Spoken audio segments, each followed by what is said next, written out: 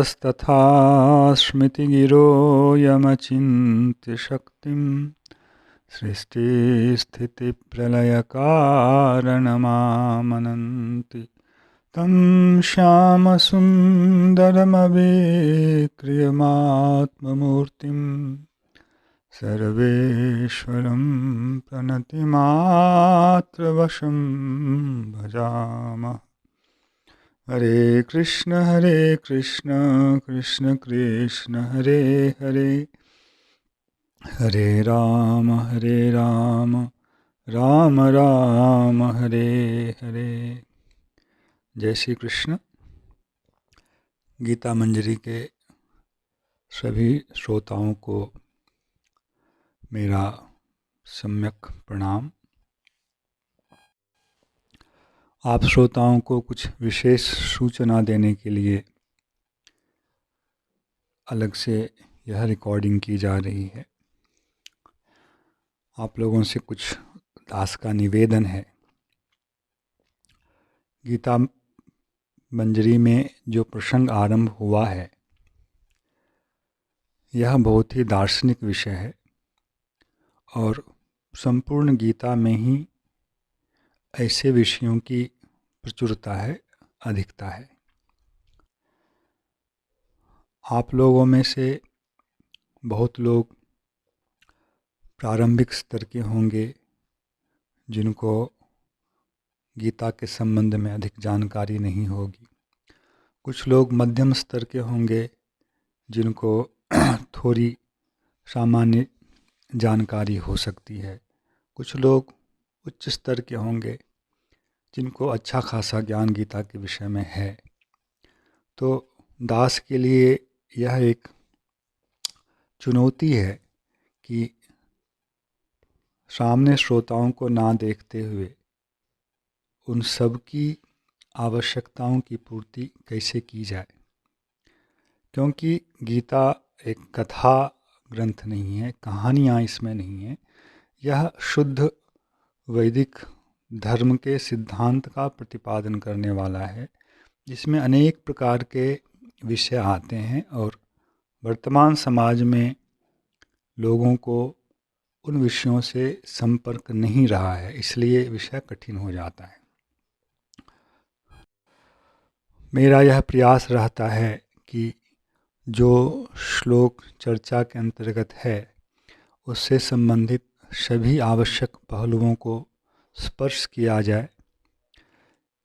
बहुत अधिक विस्तार सभी बिंदुओं का नहीं कर सकता हूँ, क्योंकि जितना अधिक विस्तार होगा जटिलताएं उतनी बढ़ती हैं और उसके लिए फिर अनेक बाह्य ज्ञानों की आवश्यकता पड़ जाती है। इससे जो प्रारंभिक स्तर के श्रोता हैं उन्हें बहुत कठिनाई का अनुभव होता है। इसलिए बहुत विस्तार तो नहीं होता है किसी बिंदु का, पर श्लोक का जो मुख्य मर्म है, सिद्धांत है, यह आप लोगों को समझ में आ जाए तो मैं समझूंगा मेरा परिश्रम सार्थक है। किंतु श्लोक के अंतर्गत तुलनात्मक दृष्टि से विचार करने योग्य अनेक विषय होते हैं। प्रारंभिक स्तर वाले श्रोताओं के लिए तो सामान्य अर्थ थोड़े विस्तार के साथ वह उचित है, किंतु जो मध्यम स्तर के श्रोता हैं उन्हें कुछ अधिक चाहिए, तभी उन्हें संतुष्टि होगी। इसलिए मुझे उन विषयों का भी कहीं न कहीं स्पर्श करना पड़ता है। और जो उच्च स्तर के श्रोता हैं उनको कुछ वैसे गहराई वाले सिद्धांत को भी दिखाना पड़ता है कि कैसे आचार्यों में परस्पर मतभेद है और यथार्थ दृष्टिकोण यदि हम रखें तो कौन सा सिद्धांत उपस्थित होता है। जब ऐसे प्रसंग आएं तो जो प्रारंभिक स्तर के श्रोता हैं उनसे मेरा व्यक्तिगत अनुरोध रहेगा कि वे इसके द्वारा हतोत्साहित ना हो। क्योंकि जब उच्च सिद्धांत की बात होगी, गहराई में जाकर विषय की समीक्षा की बात होगी, तो ऐसे कई प्रसंग आएंगे जिनसे कि सामान्य लोगों का संपर्क नहीं होता है, किंतु उसकी भी अभिव्यक्ति करना मेरे लिए आवश्यक है, जिससे आज आपने जिसे पहले ना हुए को सुना, उसका एक ज्ञान तो प्राप्त हुआ, भले ही सारी चीज़ें समझ में ना आए, पर एक नाम तो सुना। आज नाम सुना, नहीं समझ में आया, हो सकता है कल को फिर कहीं सुनेंगे तो आपको लगेगा हाँ कुछ कुछ वैसा सुना था, फिर उसको समझने की इच्छा होगी, फिर सुनेंगे। तो इस तरह से ही ज्ञान का स्तर धीरे धीरे बढ़ता है। इसलिए जब कोई कठिन विषय आए और आपको समझ में ना आए, तो वहाँ दुखी होने की कोई बात नहीं है। आपका मुख्य उद्देश्य गीता के मुख्य अर्थ को समझना है। जो विषय आपसे ऊपर की चीज़ है, उस वहाँ आप तटस्थ हो जाएं, समझ लीजिए कि वे विषय कुछ और उच्च स्तर के श्रोताओं के लिए हैं। और जब आप एक बार पूरी गीता सुन लेंगे, दोबारा जब सुनेंगे आप, तब हो सकता है आपकी भी उसमें रुचि हो जाए। इसलिए ऐसे बिंदुओं को सर्वथा छोड़कर चला नहीं जा सकता है।